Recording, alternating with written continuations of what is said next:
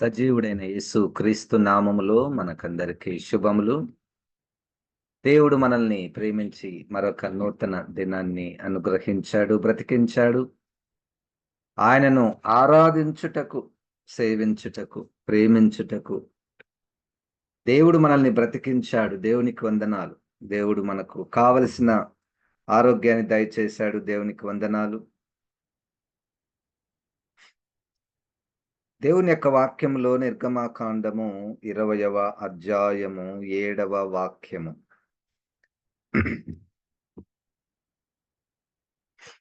నిర్గమాకాండము 20వ అధ్యాయము 7వ వాక్యము. నీ దేవుడైన యెహోవా నామమును వ్యర్థముగా నుచ్చరింపకూడదు. యెహోవా తన నామమును వ్యర్థంగా నుచ్చరింపు వానిని నిర్దోషిగా ఎంచడు. ఇది 10 ఆజ్ఞలలో మనకు 3వ ఆజ్ఞగా మనకు కనపడుతున్నది. ఇది చాలా పెద్ద అంశము, పెద్ద విషయము. దేవుని యొక్క నామము వ్యర్థముగా నుచ్చరింపకూడదు. ఒకవేళ ఆ విధంగా చేస్తే వాళ్ళు నిర్దోషులుగా ఎంచబడరు. దీనిని మనము అక్షరార్థముగా కొంతమంది తీసుకొనవచ్చును. కొంతమంది ఆత్మీయంగా ఈ యొక్క విషయాన్ని గ్రహిస్తారు. దేవుని యొక్క ప్రజలుగా ఎంచబడుతున్నటువంటి ఇశ్రాయేలీలు వారు ఈ యొక్క 3వ ఆజ్ఞను బట్టి యెహోవా అన్నటువంటి మాటకు హెబ్రీ భాషలో యావే అనేటువంటి పదాన్ని వాడతారు. అయితే వాళ్ళు ఆ యావే అన్నటువంటి పదము ఆ ఆ ఆ నామము పరిశుద్ధమైన నామము కాబట్టి వ్యర్థముగా ఉచ్చరింపకూడదు అంటే అపవిత్రమైనటువంటి పెదవులు కలిగినటువంటి వారు ఉచ్చరించుటయా, లేకపోతే అనవసరంగా ప్రతిదానికి దేవుని యొక్క నామమును పలుకుట అది తగదు. ఎందుకంటే అది పరిశుద్ధమైన నామము. కాబట్టి ఆ యావే అనేటువంటి పదానికి బదులు అదోనాయ్ అనేటువంటి పదమును వారు వాడుతూ ఉంటారు. సరే, క్రైస్తవులముగా మనము చాలా ప్రశ్నలు. దేవుని నామము ఏమిటి? ఒక్కొక్కసారి మనము ఈ జవాబును కూడా చూస్తాం. దేవుని యొక్క నామములు అనేకములు. సరే, దేవుని నామమును గూర్చి మనము ధ్యానించబోతున్నాము. ఇది మంచి విషయము. దేవునికి స్తోత్రం. దేవుని నామము ఇది కేవలము కొన్ని అక్షరాల కలయిక మాత్రమే కాదు. అక్షరాల కలయిక మాత్రమే కాదు. నంబర్ 1. నంబర్ 2, మానవులకు, వస్తువులకు ఉన్నటువంటి పేరుతో సమానమైనటువంటి పేరు దేవుని నామము కాదు. అంటే ఈ మాటలు నేను ఎందుకు చెప్పగలుగుతున్నానంటే, దేవుని యొక్క నామాన్ని వాక్యములో ఆదికాండం నుండి ప్రకటన వరకు మనం చదివితే దానికి ఎంతో లోతైనటువంటి అర్థాలు అనేక కోణాలలో మనం చూస్తాము. దేవుని నామమును వ్యర్థముగా ఉచ్చరింపకూడదు అన్నటువంటి మాటలో ఇతర వాక్యం భాగాలలో మనం కలిపి చూస్తే దేవుని యొక్క నామము యొక్క ఫస్ట్ గొప్పతనమును, దేవుని యొక్క నామంలో ఉన్నటువంటి శక్తి సామర్థ్యమును మనము గ్రహించాలి. గనుక ఫస్ట్ దేవుని యొక్క నామమును గురించి మనము ధ్యానం చేయబోతున్నాము. తర్వాత దేవుని నామములో ఉన్నటువంటి శక్తిని కూడా మనం చూడబోతున్నాము. అవన్నీ చూసిన తర్వాత మరలా చెప్తున్నాను, దేవుని నామం అంటే కేవలం ఒక అక్షరాల కలయిక, పేరు, మన పేరు ఉన్నట్టు కాదు. అది అది అది అక్షరాల కలయిక ఎందుకు కాదో కూడా మనము చూడబోతున్నాము. ఇది నిర్గమకాండంలో ప్రారంభించబడినటువంటి మాట. మొట్టమొదటగా నిర్గమకాండంలోని 3వ అధ్యాయములో దేవుడు 15వ వచనములో 13 వచనంలో అక్కడ మోషే గారు ఒక దేవునికి ప్రశ్న వేస్తున్నాడు. అయ్యా! నువ్వైతే నన్ను పంపిస్తున్నావు. ఇజ్రాయేళ్ల దగ్గరికి పంపిస్తున్నావు. అక్కడి నుండి ఐగుప్తు నుండి విడిపించాలని. చిత్తగించుము, నేను ఇశ్రాయేలు యొద్దకు వెళ్లి వారిని చూచి, మీ పితరుల దేవుడు మీ యొద్దకు నన్ను పంపెనని వారితో చెప్పగా, వారు ఆయన పేరేమి అని అడిగిన యెడల వారితో నేనేమి చెప్పవలెనని దేవునినడిగెను.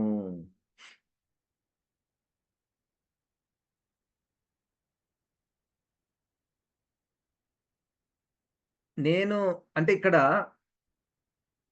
నీకు కనపడ్డాడు, నీకు ప్రత్యక్షమయ్యాడు, ఈ మాటలు చెప్పమని జెప్పాడు అంటే, మరి వారు నన్నడుగుతారు ఆయన పేరేం పేరు? చూడండి ఇప్పుడు కూడా మనము జీవిస్తున్నటువంటి ఈ యొక్క పరిస్థితులలో, ఈ సమాజములలో అనేక రకాలైనటువంటి జనముల మధ్యలో దేవుళ్ళు, దేవతలు, వారి పేర్లు అనేకమైనటువంటివి ఉన్నాయి. మన దేశంలో మాత్రమే కాదు గానీ, ప్రపంచంలో దాదాపుగా 200 దేశాలలో అనేక దేవతలు, దేవుళ్ళు వాళ్ళ పేర్లు ఉన్నాయి. అయితే మరి మీరు నీతో మాట్లాడినటువంటి వాని పేరు, నిన్ను పంపించినటువంటి వాని పేరు ఏమిటి అంటే, అక్కడ జవాబు మనకు నేరుగా మనకు దొరుకుతుంది. 14 వచనం, అందుకు దేవుడు నేను ఉన్నవాడను అను వాడనయ్యున్నానని మోషేతో చెప్పాడు. ఇక్కడ చాలామంది ఈ తెలుగు అక్షరాలను కొంచెం వేరుగా అర్థం చేసుకుంటున్నారు. నేను ఉన్నవాడను, అనువాడను అన్నటువంటివి 2 పేర్లు అనుకుంటున్నారు. కాదు. ఉన్నవాడను, అనువాడను కాదు. ఉన్నవాడను అనేది నా పేరు. ఉన్నవాడను అనేది నా పేరు. అది ఒకటే. ఉన్నవాడనే. దాని ఇంగ్లీష్‌లో I am. What I am. నేను ఉన్నవాడను. 15వ వచనంలో కూడా మరియు దేవుడు మోషేతో ఇట్లా నేను అది రెండవది మనం చూద్దాము. సరే ఇక్కడ 14వ వచనంలో అయితే నేను ఉన్నవాడను. ఉన్నవాడను మీ యొద్దకు నన్ను పంపెనని నీవు ఇశ్రాయేలుతో చెప్పవలెననెను. అసలు ఇదేం పేరు? ఉన్నవాడను. ఉన్నవాడను అంటే ఇక్కడ పేరుకు తన లైఫ్‌కు యాక్చువల్‌గా లైఫే పేరైపోయింది. ఆయన స్థితి, ఆయన ఉనికి, ఆయన లక్షణము ఆయన పేరైపోయింది. చూడండి. గనుక ఇప్పుడు మనకర్థమైపోయింది. ఇప్పుడు మనుషులకు, వస్తువులకు పెట్టే పేర్లు వేరే. మనకిష్టమొచ్చినయి మనం బెట్టుకుంటాం. లైఫ్‌ను బట్టి పేరు పెట్టరు. ఎందుకంటే పుట్టినప్పుడే వాళ్ళేమైతారో తెలీదు గాబట్టి వాళ్ళకిష్టమైన పేర్లు పెట్టుకుంటుంటారు. కానీ ఇక్కడ ఉన్నవాడు, ఆయన పేరేం పేరంటే ఉన్నవాడు. సో, దాంట్లో ఉన్న ఏంటి మర్మం అంటే, ఉన్నవాడు అంటే మరి లేనివారు కూడా ఉన్నారా? ఉన్నారు. ఎంతోమంది లేనివారు అంటే, ఉన్నవాడు అన్నటువంటి మాటలో నిత్యమూ ఉన్నవాడు. ఉన్నవాడు అన్నటువంటి మాటలో సజీవుడు. నేను ఉన్నవాడను, జీవించుచున్నటువంటి వాడను అన్నటువంటి అర్థం ఇచ్చేటటువంటి పేరు. మరి మోషే గారికి విచిత్రమైపోయింది. ఉన్నవాడను నన్ను పంపించాడు. ఉన్నవాడను అన్నటువంటి దేవుడు నన్ను పిలిచాడు. ఉన్నవాడు అన్నటువంటి పేరు కలిగినటువంటి దేవుడు నాకు ప్రత్యక్షమయ్యాడు. ఇవన్నీ చెప్తే ప్రభు అసలు వాళ్ళు ఏమన్నా అర్థమవుతదా వాళ్ళకు? అప్పుడు వెంటనే 15వ వచనంలో, మరియు దేవుడు మోషేతో ఇట్లనెను, మీ పితరుల దేవుడైన యెహోవా అనగా అబ్రహాము దేవుడు, ఇస్సాకు దేవుడు, యాకోబు దేవుడనైన యెహోవా మీ యొద్దకు నన్ను పంపెనని నీవు ఇశ్రాయేలులతో చెప్పవలెను. నిరంతరము నా నామము ఇదే. తరతరములకు ఇది నా జ్ఞాపకార్థ నామము.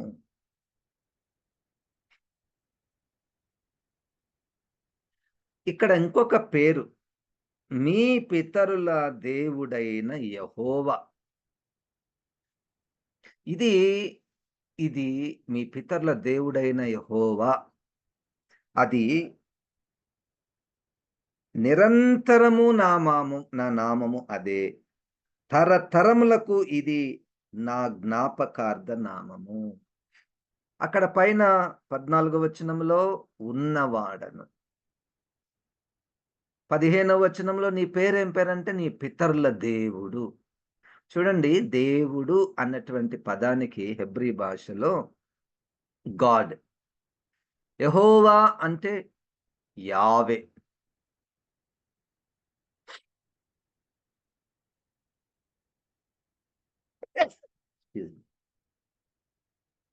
మరియు దేవుడు మోషేతో ఇట్లా, నేను మీ పితరుల దేవుడైన యెహోవా అనగా అబ్రహాము దేవుడు, ఇస్సాకు దేవుడు, యాకోబు దేవుడినైన యెహోవా. ఈ మాటలు మనం పలుమారు చూస్తుంటాం గదండీ!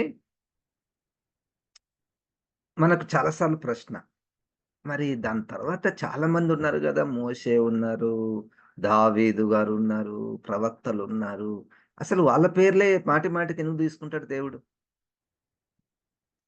వారి పేర్లే ఎందుకు తీసుకుంటాడు? అబ్రహాము, ఇస్సాకు, యాకోబు దేవుడను, మీ పితరుల దేవుడను.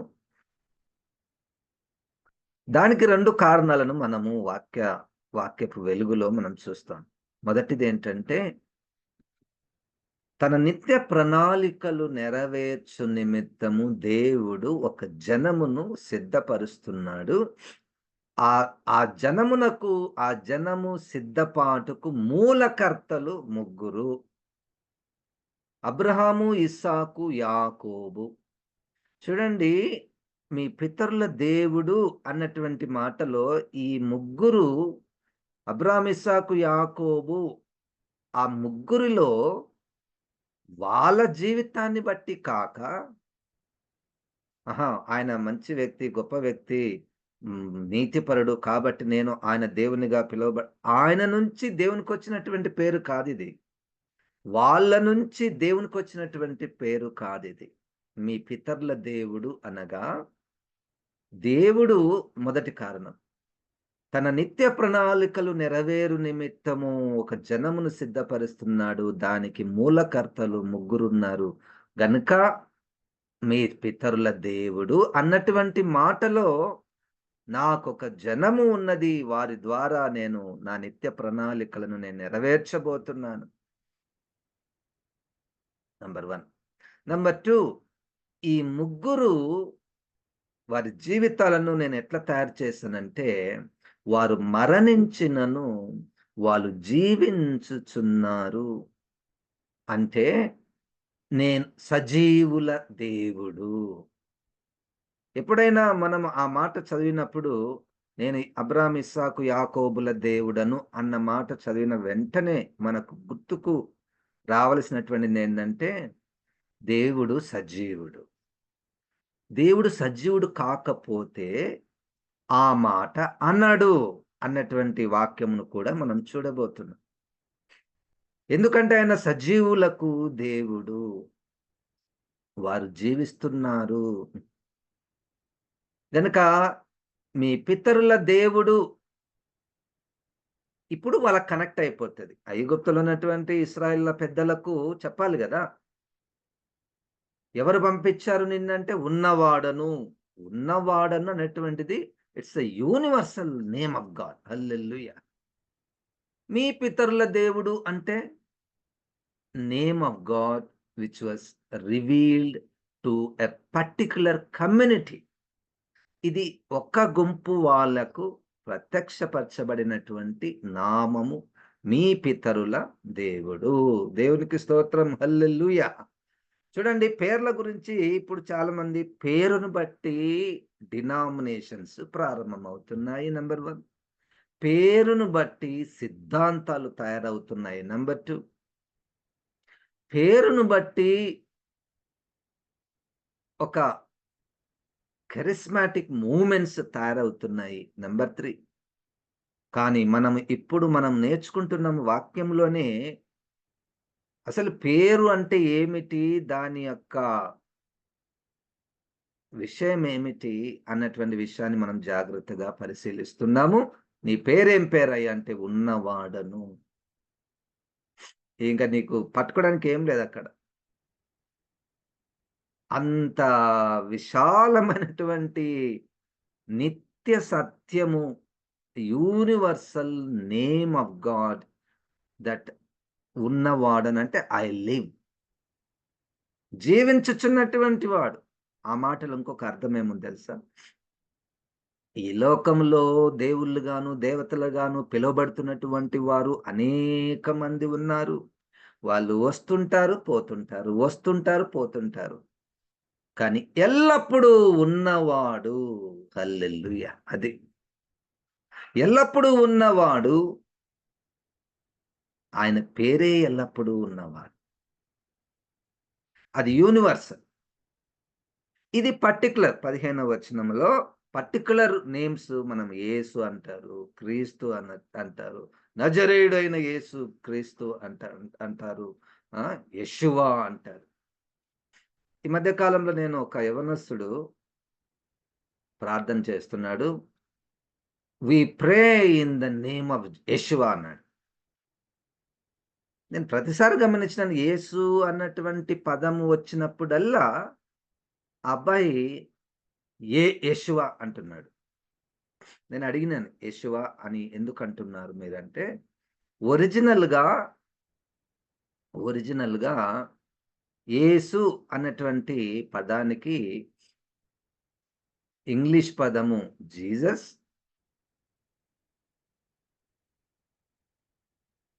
హెబ్రీ పదము యెషువా.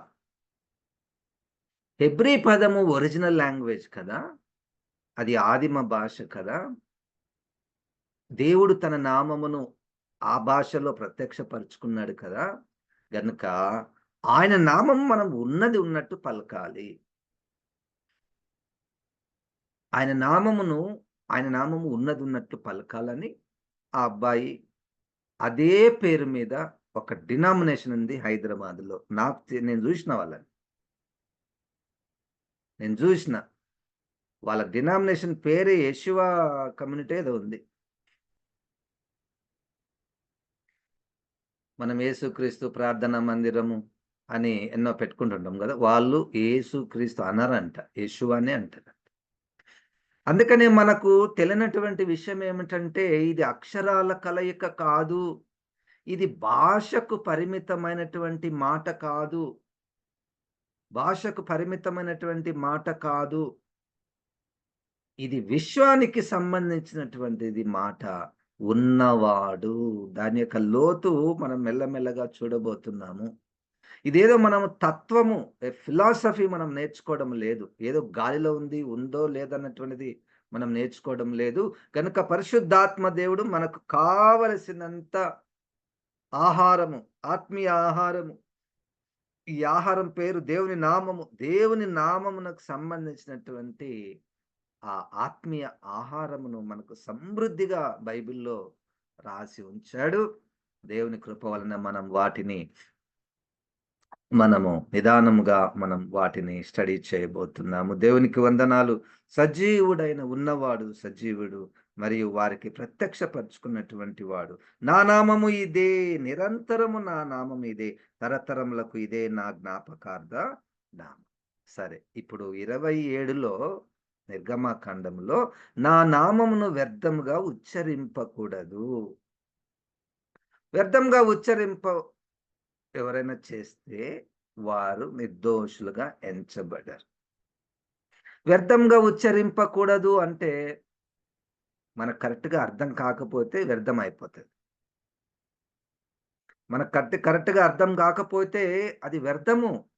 ఎంత వ్యర్థమంటే, నేను తప్పుగా అర్థం చేసుకున్నాననుకోండి దేవుని నామమును, మిగతా వాళ్ళనందరిని కూడా నేను పక్కన పెట్టేస్తా.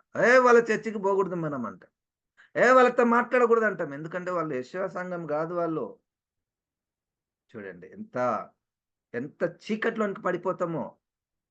వ్యర్థముగా ఉచ్చరింపకూడదు. వ్యర్థముగా ఉపయోగించకూడదు. వ్యర్థముగా అర్థము చేసుకొనకూడదు. ఇంత హెచ్చరిక దేవుని నామము. దేవుని నామము అది. అబ్రాహాము, ఇస్సాకు, యాకోబుల దేవుడు అంటే చాలా మందికి అర్థం గాదు. వాళ్ళ పేర్లు వాళ్ళకున్నాయిలెండి. వాళ్ళ చరిత్రలో ఆ పేర్లున్నాయిలెండి. అక్కడి వరకే నో. ఆ మాటలో వెనక ఉన్నటువంటి అర్థమేందంటే, నేను సజీవులకు దేవుడను. నంబర్ 1. ఆ మాటలో ఉన్నటువంటి అర్థమేమిటంటే, ఇదిగో లోకంలో నా ప్రణాళికలు నెరవేరు నిమిత్తం నేను లోకంలో ఒక గుంపుని తయారు చేసుకుంటున్నాను. ఆ గుంపునకు మూలకర్తలు పితరులు అబ్రాహాము, ఇస్సాకు, యాకోబులు. ఇక ఎన్నో ఇక అబ్రాహాము, ఇస్సాకు, యాకోబులకు నేను చేసిన వాగ్దానాన్ని నేను జ్ఞాపకం చేసుకొందును. అబ్రాహాము, ఇస్సాకు, యాకోబుల పేరును బట్టి గొప్ప కార్యాలు జరుగుతాయి అని మనము మెల్లగా చూడబోతున్నాం. నిర్గమాకాండము 6వ అధ్యాయము 3వ వాక్యం. నిర్గమాకాండము 6వ అధ్యాయము 3వ వాక్యము. నేను సర్వశక్తి గల దేవుడను పేరున అబ్రాహాము, ఇస్సాకు, యాకోబులకు ప్రత్యక్షమైతిని గాని యెహోవా అను నా నామమును నేను వారికి తెలియబడలేదు.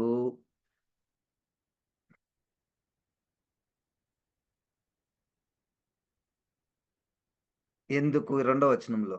మరియు దేవుడు మోషేతో ఇట్లనెను, నేనే యెహోవాను. ఈ పదాన్ని గుర్తుపెట్టుకోండి. నేనే యెహోవాను. యెహోవా అంట నేనే యావేని. ఇది మొట్టమొదటగా దేవుడు మోషేకు తన నామమును ప్రత్యక్షపరుచుకున్నాడు. నేను యెహోవాను, నేను యావేను. యావే అంటే అర్థమైంది సార్. ఆగండి.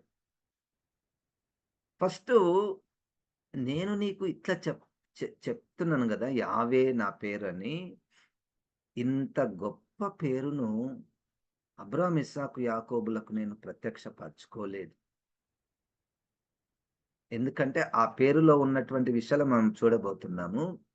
కానీ అబ్రాహాము, ఇస్సాకు, యాకోబులకు గూడా ఒక పేరు. వాళ్ళకు గూడా నేను ప్రత్యక్షపరచుకున్నాను. అదేంటి? నేను సర్వశక్తిగల దేవుడను. ఆ పేరున వారికి ప్రత్యక్షమైతిని గాని, యెహోవా అను నా నామమున నేను వారికి తెలియబడలేదు. వాళ్ళకు ఒక పేరు. ఏం పేరు నువ్వు వాళ్ళకి నీ పేరు ఏమని జెప్పినవు నువ్వయ్యా అంటే, నేను సర్వశక్తిగల దేవుడను అని ఆ ముగ్గురికి చెప్పాడు. మరి ఈయనకేం జెప్పాడు? నేను యెహోవానని జెప్పాడు. ఈ పదాలు వాడి దానిలో ఉన్నటువంటి సారము, జీవము, వెలుగు, ప్రభావము, మహిమ మనకు సరిగ్గా అందడం లేదు. సర్వశక్తి గల దేవుడే గదా! యెహోవానే గదా! ఇప్పుడు యెహోవా అని మనం అంటాం. మనకేమన్నా ప్రత్యక్షపరుచుకున్నాడా? నేనే యెహోవానని. ఆ ప్రత్యక్ష పరుచుకున్నటువంటి వ్యక్తికి తెలుసు యెహోవా అంటే ఏమిటో. అబ్రాహాము, ఇస్సాకు, యాకోబులకు తెలుసు సర్వశక్తిగల దేవుడు అంటే ఏమిటో.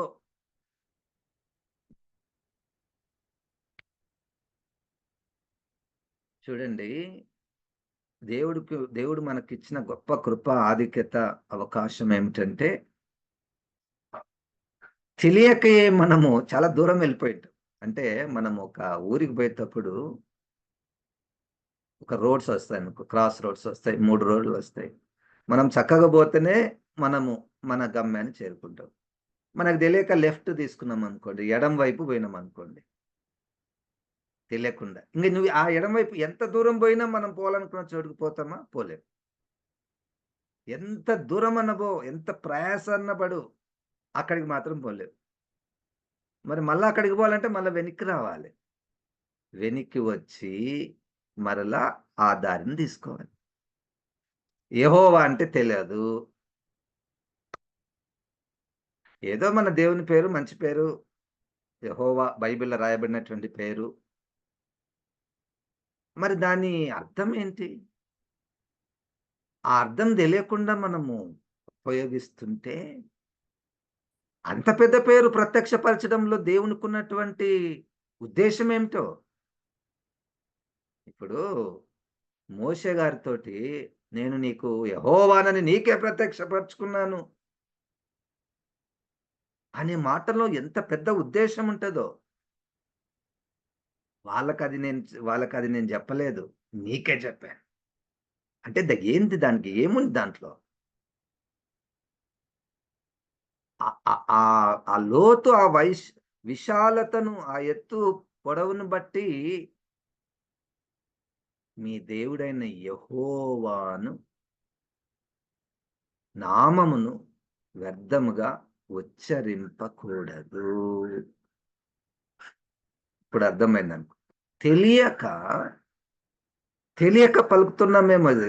మనం పాటలు పాడేటప్పుడు, చదువుతున్నప్పుడు, చెప్తున్నప్పుడు ఆ! తెలియక మనము ఆ మాటను పలుకుతుంటాం. నేను గూడా పలికాను. తెలియదు మనకు.